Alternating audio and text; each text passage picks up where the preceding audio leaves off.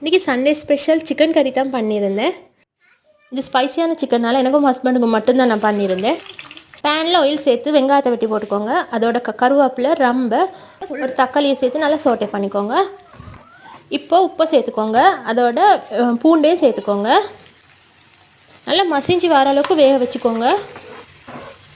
2 teaspoon chilli powder, 1 teaspoon garam masala, 1 teaspoon coriander powder நான் இதில் சேர்த்துருக்கிறேன். இவ்வளோ தான் மசாலா. அதெல்லாம் போட்டு நல்லா சோட்டை பண்ணிக்கோங்க.